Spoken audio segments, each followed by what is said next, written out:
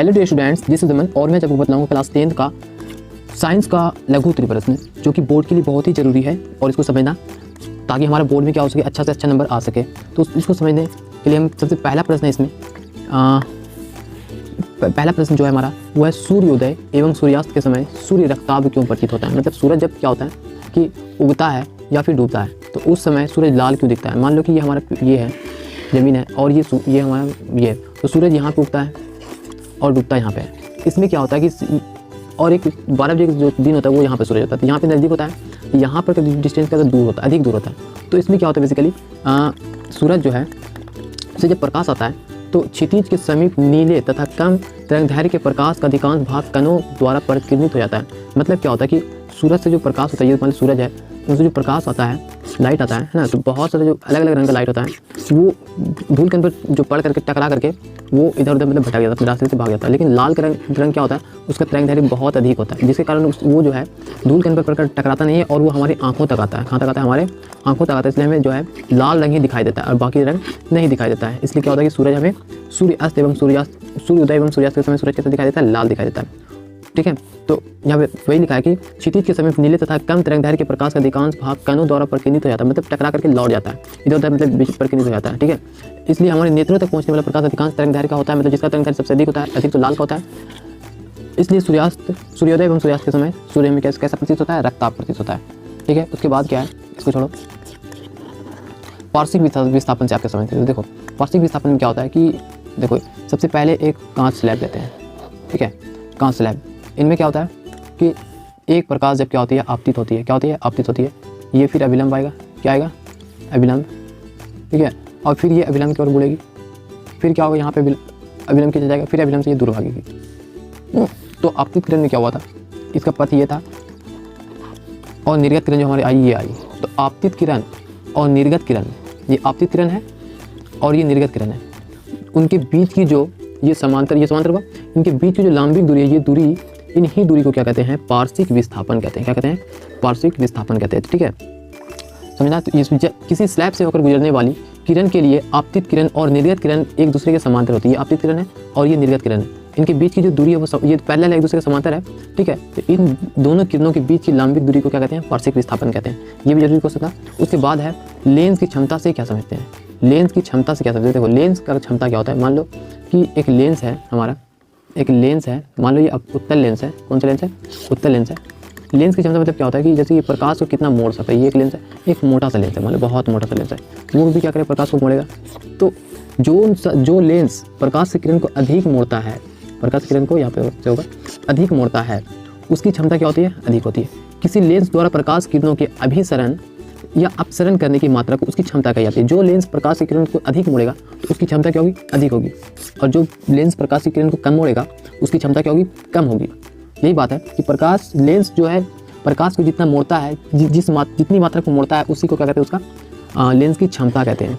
ठीक है, और लेंस की क्षमता का मात्रा क्या होता है? डायोप्टर। उस लेंस की क्षमता होती है जिस लेंस की फोकस दूरी क्या होती है? 1 मीटर होती है। कितनी मीटर होती है? 1 मीटर वाले फोकस दूरी वाले लेंस की क्षमता क्या होती है? 1 डायोप्टर होती है। ठीक है, इसको याद रखना। अगला प्रश्न है, इसको छोड़ो। कौन सा लेंस, ये क्वेश्चन है, कौन सा लेंस वास्तविक तथा आभासी दोनों प्रकार का प्रतिबिंब बनाता है? तो उत्तल लेंस वास्तविक और आभासी 2 प्रकार के प्रतिबिंब बनाता है। जब बिंब फोकस के बाहर हो तो लेंस वास्तविक प्रतिबिंब, और जब बिंब फोकस के भीतर हो तो आभासी प्रतिबिंब बनता है। ठीक है, मतलब कि उत्तल लेंस क्या होता है? एक ऐसा लेंस होता है उत्तल लेंस। ठीक है, उत्तल लेंस एक ऐसा लेंस होता है जिसमें वास्तविक और आभासी दोनों प्रतिबिंब बनता है। वास्तविक कब बनता है? जब वस्तु क्या होता है लेंस से कि फोकस से बाहर हो, फोकस से बाहर। अगर फोकस के अंदर आएगा तो काल्पनिक प्रतिबिंब बनेगा। ठीक है, इसको भी याद रखना। अगला क्वेश्चन है,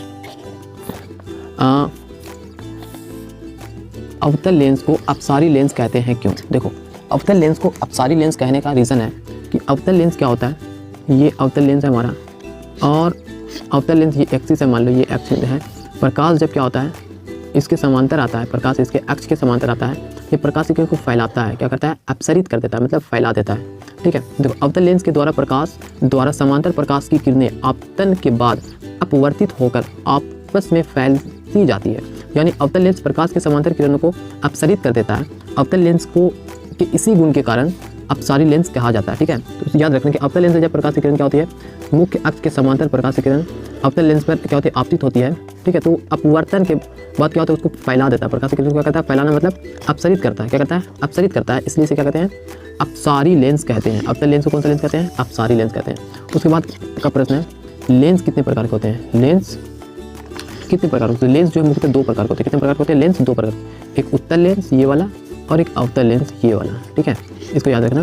देखो, इसका काम है प्रकाश की किरण को मोड़ना, क्या करना, यहाँ से, और इसका काम है प्रकाश की किरण को फैलाना। तो ये अपसारी हो गया, ये अभिसारी, उत्तल अभिसारी, अवतल अपसारी लेंस। ठीक है, उसके बाद क्या है, उत्तल लेंस, अवतल, उत्तल एवं समतल दर्पण के दो उपयोग को लिखें। अवतल दर्पण का उपयोग देखो, अवतल दर्पण का उपयोग क्या होता है, दाढ़ी बनाने के लिए चेहरा देखने में पहला उपयोग अवतल का। डॉक्टर इसका उपयोग कान, मुंह आदि के अंदर प्रकाश फोकस कर अंदर की बीमारी का पता लगाने में करते हैं। उसके बाद मोटर गाड़ी के अग्रदीप, जो हेडलाइट होता है गाड़ी का, हेडलाइट सामने जो बल्ब लगा होता है बड़ा वाला, उसके अंदर जो लेंस होता है, दर्पण होता है, वो ये वाला होता है अवतल दर्पण। ठीक है, अब उत्तल दर्पण का उपयोग क्या है, तो उत्तल दर्पण का उपयोग में आता है, उत्तल दर्पण का उपयोग है गाड़ी के साइड मिरर के रूप में। किसमें, गाड़ी के साइड मिरर के रूप में। रोड लाइट में परावर्तक सतह के रूप में, रोड लाइट में क्या होता है, परावर्तक सतह के रूप में। तीसरा, अपसारी किरण उत्पन्न करने, मतलब अपसारी मतलब क्या होता है, प्रकाश को फैलाने के लिए जो किरण चाहिए उसके लिए। उसके बाद है समतल का कहाँ का उपयोग होता है, समतल दर्पण का उपयोग होता है सोलर कुकर में परावर्तक सतह के रूप में और चेहरा देखने में, ये समतल का उपयोग है। उसके बाद अगला प्रश्न है, इसको छोड़ो, इसको छोड़ो, विवर्तन को भी छोड़ो, विवर्तन मतलब नहीं आएगा। तारे टिमटिमाते हैं किंतु ग्रह नहीं, तारे टिमटिमाते हैं किंतु ग्रह नहीं। देखो, ग्रह क्या होता है, हमसे नज़दीक होता है, तारा बहुत ही दूर होता है। ठीक है, यहाँ पे इसको पढ़ देते हैं। ग्रह तारों की अपेक्षा हमारे बहुत समीप है। ठीक है, ग्रह जो होता है, ग्रह, ठीक है, 8 ग्रह टोटल, वो हम तारे से बहुत ही नज़दीक है। अतः इनसे इतना पर्याप्त प्रकाश मिलता है कि वायुमंडलीय परतों के घनत्व के अस्थायित्व के प्रभाव के चलते प्राप्त किरणों की संख्या में अपेक्षाकृत कम आती है और वे लगभग अस्थायी रूप से चमकते दिखाई देते हैं। तारों से चलने वाले प्रकाश किरण वायुमंडल के विभिन्न घनत्व वाले परतों से गुजरने पर किरणों के पथ में विचलन होता है और तारों का प्रकाश विभिन्न क्षणों में अपवर्तित होते हैं और टिमटिमाते नजर आते हैं। बस, इसके बाद क्या है, अगला प्रश्न मिलते हैं।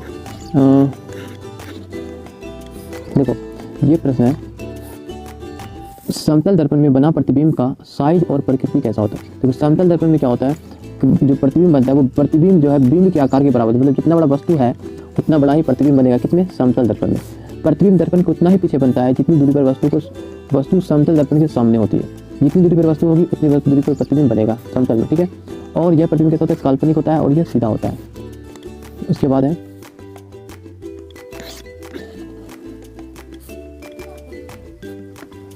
अवतल दर्पण का उपयोग दाढ़ी बनाने के रूप में क्यों किया जाता है।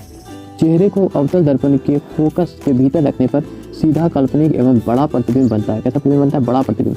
ऐसी परिस्थिति में छोटी दाढ़ी लंबी मालूम पड़ती है। दाढ़ी बनाने में इस दर्पण के उपयोग से दाढ़ी नहीं छूटती है। यही कारण है कि दाढ़ी बनाने में अवतल दर्पण का उपयोग किया जाता है।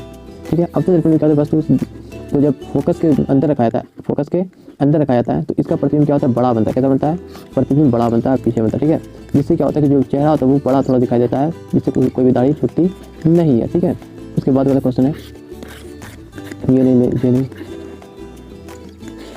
लेंस के कितने फोकस होते हैं, तो लेंस के जो है 2 फोकस होते हैं। कितने फोकस होते हैं, लेंस के 2 फोकस होते हैं। ठीक है, उसको याद रखना। अब है, बस इतना ही इस चैप्टर का इंपॉर्टेंट क्वेश्चन था।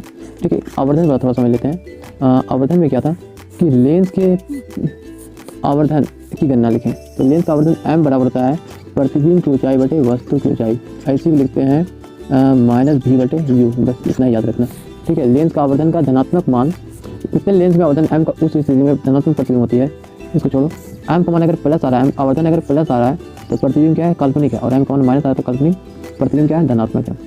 ये प्रतिबिंब वास्तविक है।